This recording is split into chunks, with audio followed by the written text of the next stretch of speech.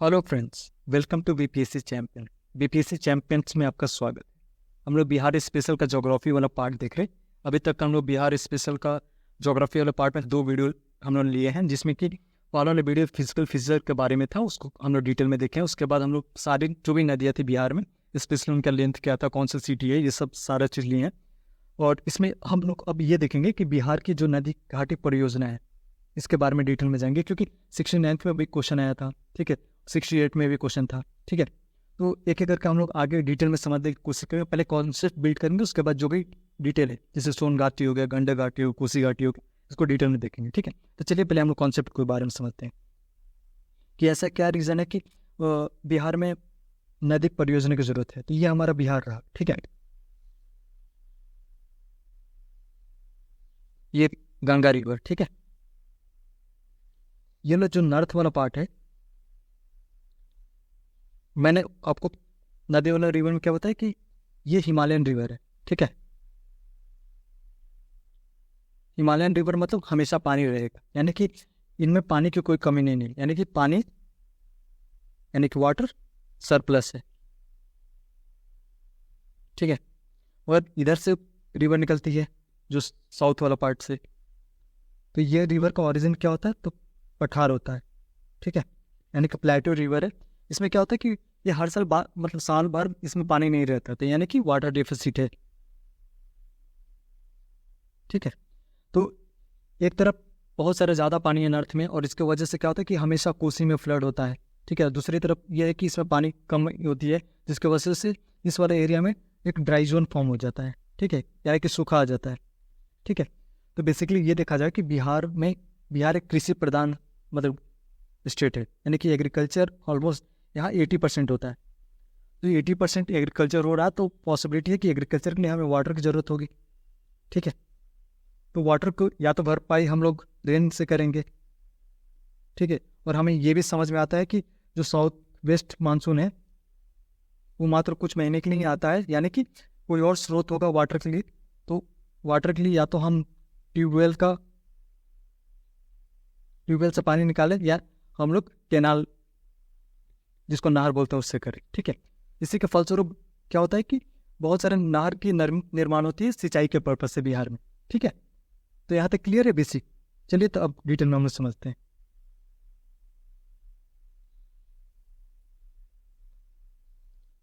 आप देख सकते हैं कि जल प्रबंधन के उद्देश्य से बिहार में 3 बहुमुखी परियोजना, यानी कि कोई भी चीज़ आप बना रहे हैं, टेक एग्जाम्पल हम लोग डैम बना रहे हैं, ठीक है।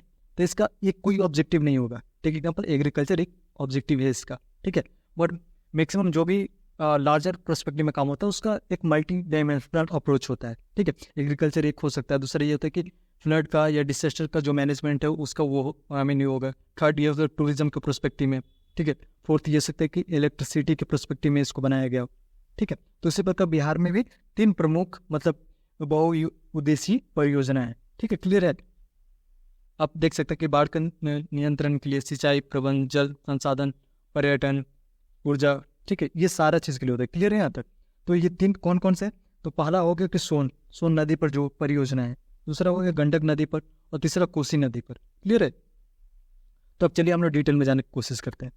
तो सोन अब दिमाग में डालिए, मैंने पढ़ाया था। तो सोन कौन सी रिवर है, नॉर्थ से आती है या साउथ से आती है? ये हमारा बिहार रहा, ठीक है। और यहाँ से सोन आती है, यानी कि अमरकंटक से आती है, यानी कि साउथ वाला पार्ट से आती है, यानी कि इसमें ज़्यादा पानी नहीं होगा, ठीक है। तो जो सोन घाटी परियोजना का निर्माण कहाँ होता है, तो ये 1874 ईस्वी में होता है, डेहरी में होता है। डेहरी कहाँ है? तो ये जो एरिया है ये रोहतास है, तो रोहतास में ही डेहरी जिसको अभी बोलते हैं डेहरी ऑन सोन, ठीक है, क्योंकि वो ऑन सोन है रिवर, ठीक है, क्लियर है यहाँ तक। ये एक बहुउद्देशीय योजना है, ठीक है, बिहार का, और सबसे पुरानी और प्रथम नदी घाटी परियोजना है, ठीक है। तो आपको मालूम होना चाहिए कि बिहार में सबसे पहली सोन घाटी कौन से पुरानी परियोजना है, तो सोन पर जो स्थित है, सोन नदी पर, वो है, और सबसे प्रथम भी है और पुरानी भी है, ठीक है, क्लियर है। तो डेहरी में जो बारून के पास जो सोन नदी है, उस पर बांध बनाकर उसमें से 2 नहर को मतलब निकाला गया है, ठीक है। आपको मालूम होना चाहिए कि टेक एग्जाम्पल ये एक डैम होता है ये रिवर पर, ठीक है। तो यहाँ से 2 नहर निकाला जाता है, ठीक है। तो दो नहर का ऑब्जेक्टिव क्या होगा, तो देखिए टेक एग्जाम्पल, ये हमारा बिहार हो जाता है, सॉरी मैप नहीं है क्लियर आ पा रहा है, एक मिनट।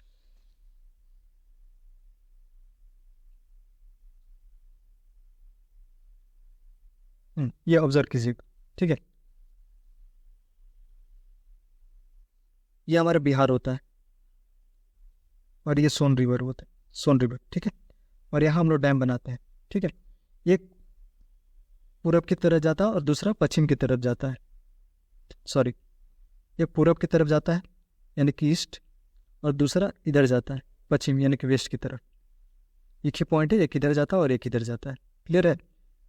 तो जो पूरब की ओर सोन नहर जाता है, ठीक है, उससे कौन कौन सा डिस्ट्रिक्ट में पानी जाता है, तो औरंगाबाद हो गया, ठीक है, क्योंकि एग्जैक्टली आप देखिए ना कि इसके पूरब में कौन है, ये डेहरी हो गया, तो डेहरी के पूरब में कौन है, तो इधर गया हो गया, गया औरंगाबाद ये सारा एरिया हो गया, ठीक है। तो औरंगाबाद हो गया, गया, जहानाबाद, अरवल, पटना, ठीक है। और मगर पश्चिम में मतलब यानी कि इसके अपोजिट में तो कौन है, तो देखा जाए तो इसके बाजू में कौन है, ये रोहतास डिस्ट्रिक्ट होता है। तो इसका वेस्ट में कौन सा पार्ट है, यानी कि रोहतास को पहले पानी देगा, उसके बाद बक्सर पड़ गया, ठीक है, कैमूर पड़ गया, यानी कि रोहतास, कैमूर, बक्सर, भोजपुर, ठीक है। तो आपको ये मैप में ही आ जाना चाहिए, क्योंकि आप रटिएगा तो भूल जाइएगा। आपको ये मैप समझने की कोशिश कीजिए कि सिंपल से बात है कि ये सोन नदी हो गया, ठीक है, इस पर एक डैम बनाया जाता है ये, और एक नहर निकलता है जो ईस्ट की तरफ जाता है, जिसको पूर्वी सोन नहर बोलते हैं, और दूसरा वेस्ट की तरफ जाता है। मैप में देखिए कि ईस्ट में कौन कौन सा जिला है, ये साउथ वाला पार्ट की मैं बात कर रहा हूँ। इधर हो गया जहान औरंगाबाद, गया, अरवल, पटना, ये पटना इधर हो गया, ठीक है। तो यानी कि ईस्ट वाले पार्ट। वेस्ट वाला पार्ट में कौन है, तो पहले रोहतास को देगा, उसके बाद कैमूर बगल में है, ठीक है, बक्सर हो गया और भोजपुर हो गया, क्लियर है। तो ये मैप सबको क्लियर हो जाना चाहिए, इसमें रटने की कोई मतलब ज़रूरत ही नहीं है, क्योंकि मैप से क्लियर कर लीजिएगा तो ज्योग्राफी वही है कि हमने मैप से वो जाना होगा, क्लियर है यहाँ तक। और इस पर क्या है कि जो ये जो नहर है, ठीक है, तो इस पर दो जल विद्युत केंद्र भी बनाया गया है, जहाँ से मतलब इलेक्ट्रिसिटी निकलता है। एक तो डेहरी जल विद्युत केंद्र हो गया, ठीक है, और बारून जल विद्युत केंद्र हो गया। तो आपको ये मालूम होना चाहिए, क्योंकि ये बहु परियोजना है, यानी कि मल्टीपर्पज़ के लिए बनाया गया है, ठीक है। चलिए तो अगला हम लोग देखते हैं, अगला कौन है, तो गंडक बहुउद्देशीय योजना, ठीक है, यानी कि ये गंडक रिवर पर है। अब मैप में सोचिए कि गंडक रिवर कहाँ था, तो ये हमारा बिहार अगेन हो जाता है, ये गंगा होता है। यहाँ से जो रिवर एक आता था तो घाघरा था, तो ये वाला गंडक रिवर था ना, यानी कि ये वाला पार्ट, ठीक है। तो मैप में इमेजिन कीजिए कि ये वाला गंडक पार्ट है, ठीक है। तो बेसिकली देखा जाए तो ये गंडक परियोजना भारत और नेपाल के मतलब दोनों को आपस में मिलने से ये परियोजना बना है, ठीक है। जबकि सोन में केवल इंडिया का था, केवल बिहार, क्योंकि ये सोन नदी टोटली बिहार में था, ऐसे ये इंटरनेशनल रिवर तो नहीं था, ठीक है। तो इसका लाभ क्या होता है कि बिहार, उत्तर प्रदेश और नेपाल तीनों को मिलता है, क्योंकि दो देश हैं तो हर देश अपना प्रॉफिट चाहता है, ठीक है। ये गंडक परियोजना कब हुआ, 1959 में। और सोन वाला कब हुआ था, सोन वाला कब हुआ था बताइए, 1874 में, ठीक है, क्लियर है। यानी कि सोन वाला बहुत पुराना था, और ये 60 में स्टार्ट हो जाता है, यानी कि 59 में और 60 में प्रारंभ हो जाता है, यानी कि 1960 में स्टार्ट हो जाता है, ठीक है। और ये जो परियोजना बन रहा है तो ये गंडक रिवर हो, तो इस पर कहीं तो बांध होगा, राइट ना। तो ये कहाँ बन रहा है, तो ये दोनों के नेपाल भारत और नेपाल के समीप में वैसा वैस लोटेन, ठीक है, वैस लोटन नाम का एक जगह था जहाँ बांध बनाया गया है, ठीक है। और इसी प्रकार क्या होता है कि जब ये डैम बनाया जाता है, यहाँ से भी नहर निकलेंगी, राइट ना। तो उसी प्रकार क्या होता है कि एक बैरेज का भी मतलब वो निर्माण किया जाता है या बांध के रूप में, जो वाल्मीकि नगर के पास में है, ठीक है। तो यहाँ और यहाँ से एक रिवर निकलती है जिसका नाम त्रिवेणी है, ठीक है, क्लियर क्लियर है।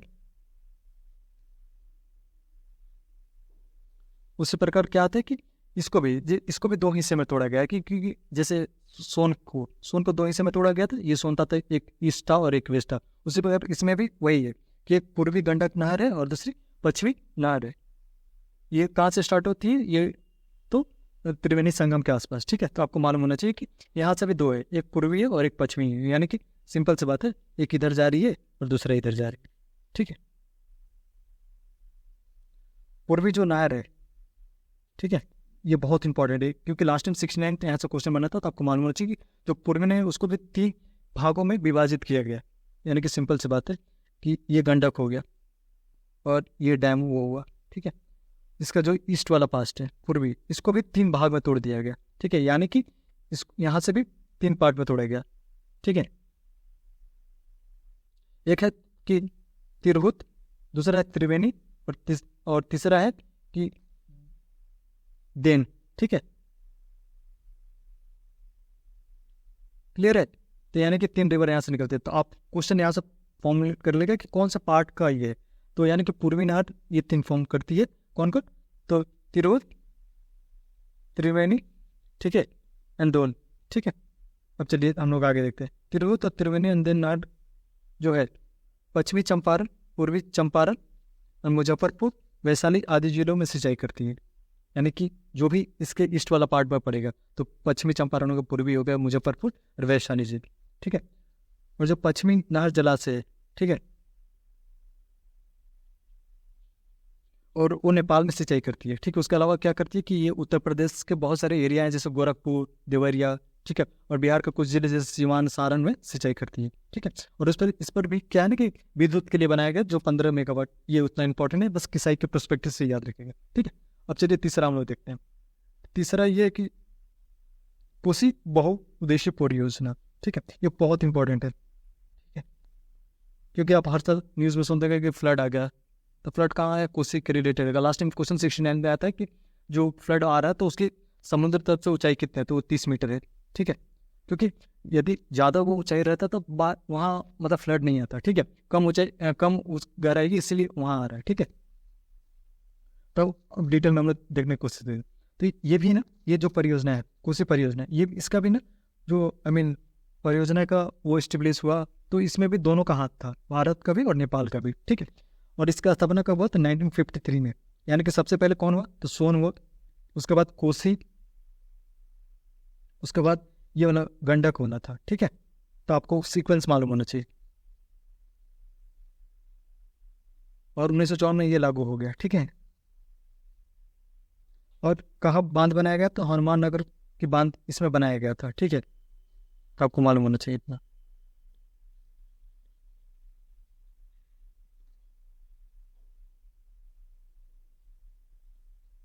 और 1965 में ये पूर्ण रूप से तैयार हो गया था, ठीक है। और इसमें भी 2 टाइप के नहर बनाए गए हैं, ठीक है। एक पूर्वी कोसी और पश्चिमी कोसी, यानी कि तीनों में पूर्व पश्चिम को बनाया गया है। तो पूर्व वाला जो कोसी रिवर है, अब कोसी तो आपको मालूम होगा ना, ये बिहार होगा, तो इधर वाला पार्ट, तो ये वाला पार्ट एक ईस्ट और वेस्ट, तो जो ईस्ट वाला पार्ट अररिया, सुपौल, पूर्णिया को सिंचाई करता है, और दूसरी जो पश्चिम कोसी वाला है वो दरभंगा, मधुबनी, सुपौल और बेगूसराय को देता है, ठीक है। तो आपको मालूम होना चाहिए। क्लियर है? एक छोटा सा टॉपिक था जो आपको मालूम होना चाहिए कि क्योंकि ये जो ज्योग्राफी वाला क्वेश्चन है ये मेंस रिलेटेड ही क्वेश्चन है अधिकांश से। वो फैक्चुअल पूछता है क्वेश्चन, जैसे लास्ट टाइम 69 पे क्वेश्चन पूछा था कि त्रिवेणी रिवर के रिलेटेड पूछ लिया था, फिर कोसी प्लेन के रिलेटेड क्वेश्चन किया था, ठीक है। आप जब तक इसको मैप रिलेटेड नहीं समझेगा तब तक ये आपके लिए डिफिकल्ट होगा, आप रटिएगा, भूल जाइएगा, ठीक है। क्योंकि ये मेंस रिलेटेड है, तो अभी हम लोग कुछ हद तक कर लेते हैं, सो दैट हम लोग पीटी क्लियर करेंगे तो एक पॉजिटिव इम्पैक्ट हमारे अंदर रहेगा, ठीक है। तो आपको मालूम होना चाहिए कि 3 कौन है? सोन रिवर, गंडक एंड कोसी।